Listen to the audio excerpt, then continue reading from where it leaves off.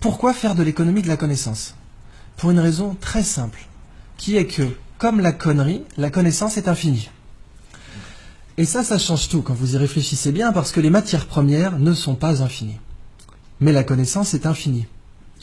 Si nous basons notre croissance économique sur les matières premières, eh bien, il y a une contradiction mathématique inévitable entre croissance infinie et matières premières finies. Mais si nous basons notre croissance économique sur la connaissance, eh bien, il n'y a plus de contradiction entre croissance et croissance infinie et connaissance qui est infinie aussi. L'économie de la connaissance est très particulière en ce sens qu'elle est régie par des lois différentes de l'économie des matières premières. Ces règles sont très simples. Il y en a 3, 2 bonnes nouvelles et une mauvaise nouvelle. La première règle, c'est que les échanges sont à somme positive. Qu'est-ce que ça veut dire? Si je vous donne 20 €, ils ne sont plus à moi. Mais si je vous donne de la connaissance, elle est encore à moi. Là, je vous donne de la connaissance, a priori, quand je vais sortir de cette pièce, je ne serai pas plus bête qu'en y rentrant. Alors que si je vous donnais 20 € à chacun, je serais moins riche.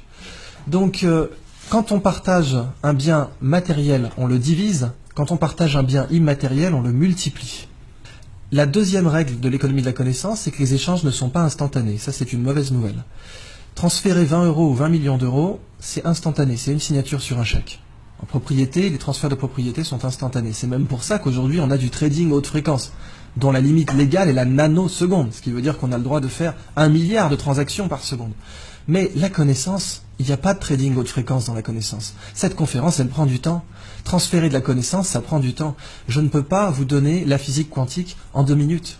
Et la dernière règle est une bonne nouvelle, c'est que les combinaisons de connaissances ne sont pas linéaires. Qu'est-ce que ça veut dire?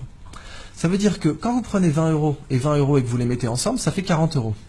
Mais quand vous prenez 1 kilo de connaissances et que vous le réunissez à un autre kilo de connaissances, ça fait 3 kilos de connaissances. Quand vous regroupez 2 connaissances, ça crée systématiquement une tierce connaissance, qui est au pire triviale, mais non nulle, et au mieux révolutionnaire.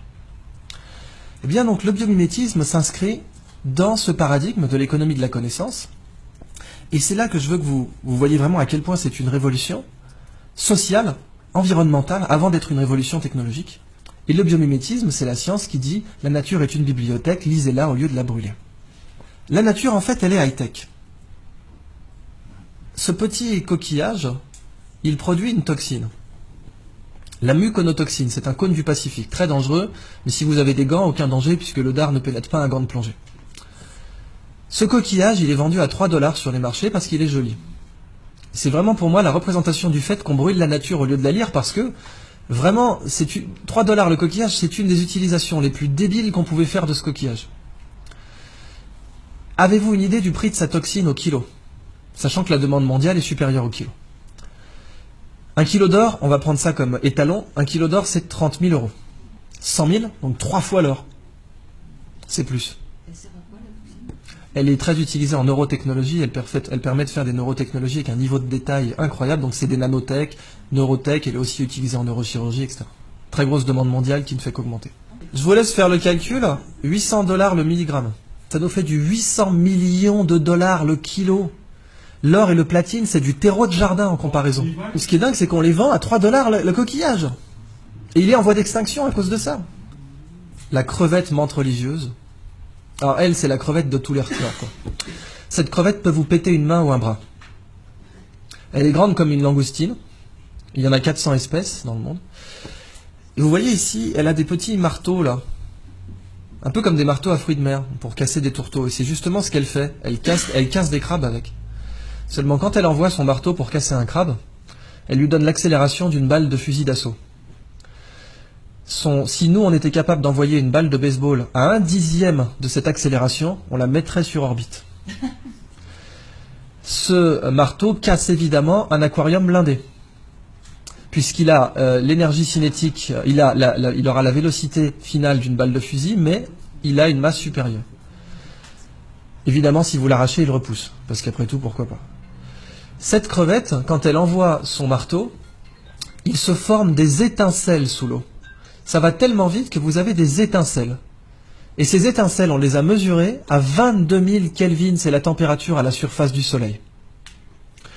Quand cette crevette envoie ses marteaux, il se forme une bulle d'air autour, qui s'appelle une bulle de supercavitation. La supercavitation a été étudiée au départ par l'armée russe pour faire des torpilles qui peuvent aller à plus de 150 km/h sous l'eau. Et aujourd'hui beaucoup plus, paraît-il. Les torpilles Shkval, dont les Russes ont donné la technologie à l'Iran, ce qui serait une des grandes raisons pour lesquelles les Américains n'ont pas déployé de porte-avions trop proches des côtes iraniennes, parce que ces torpilles peuvent sniper un porte-avions. Les Chinois prétendent, avec la technologie de supercavitation, avoir mis au point un sous-marin qui pourrait faire 500 nœuds sous l'eau, en se déplaçant dans une bulle d'air. Et la supercavitation aujourd'hui, le meilleur modèle d'étude que vous avez, c'est cette crevette. Mais c'est pas fini. Cette crevette, ses yeux, parce qu'après tout, si la nature est une bibliothèque, chaque espèce est un livre entier. Moi, je vous ai parlé que du chapitre marteau, mais je peux vous parler du chapitre yeux. Les yeux des chiens ont 2 types de cônes différents pour reconnaître les couleurs. 2 types de cônes. Nous en avons 3. Les chiens sont donc des daltoniens par rapport à nous. Cette crevette en a 16. Ça veut donc dire que nous sommes un tiers d'un tiers de daltoniens par rapport à elle. Elle est très colorée, mais la couleur que nous on voit, ce n'est rien par rapport à celle qu'elle voit. 16 cônes. Les Américains se sont inspirés de ses yeux pour concevoir une caméra qui permet de détecter rapidement les cellules cancéreuses dans les biopsies. C'est une caméra bio-inspirée tirée des yeux de cette crevette. Et les yeux de cette crevette possèdent l'écran solaire le plus efficace connu de l'homme. Les mycosporine-like aminoacides, qui sont des écrans solaires naturels, produits par les espèces pélagiques. Ces écrans solaires sont très intéressants commercialement parce que nos écrans solaires sont des perturbateurs endocriniens pour les coraux. Et quand on se baigne avec de la crème solaire, eh bien, on détruit les coraux. Si on avait ces écrans solaires, on serait mieux protégé et on ne détruirait pas les coraux. Dans le biomimétisme, un écosystème inexploité, c'est comme une nappe pétrolière.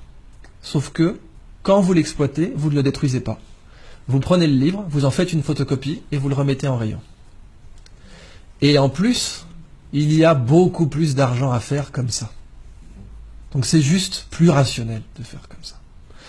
Alors voilà donc la fin de ma présentation sur le biomimétisme. Je vous donne simplement un épilogue pour vous parler de la Blue Economy, qui est l'application du biomimétisme à l'industrie. Et la Blue Economy, c'est une 3e histoire que je ne développerai pas, mais dont je vous donne simplement l'incipit, qui est imaginer un monde sans déchets. Imaginez un monde où la prochaine fois que vous verrez un déchet, il faudra emmener vos enfants au musée. Regarde maman, une canette de crocs. C'est fou ça. Ce monde, on sait qu'il n'existe pas aujourd'hui. En fait, il existe, c'est la nature. Quand les feuilles tombent des arbres, on n'organise pas un système de ramassage. Dans la nature, les déchets n'existent pas, parce que la nature produit en cycle. Mais nous produisons en ligne. Et du coup, nous sommes la seule espèce aujourd'hui qui produit des choses dont personne ne veut. Et quelque chose dont personne ne veut, ça s'appelle un déchet. C'est la phrase de Gunther Pauli, ce n'est pas à la nature de produire comme nos usines, c'est à nos usines de produire comme la nature. Et si nous faisons comme ça, nous serons non seulement beaucoup plus rentables, mais en plus il n'y aura plus de déchets.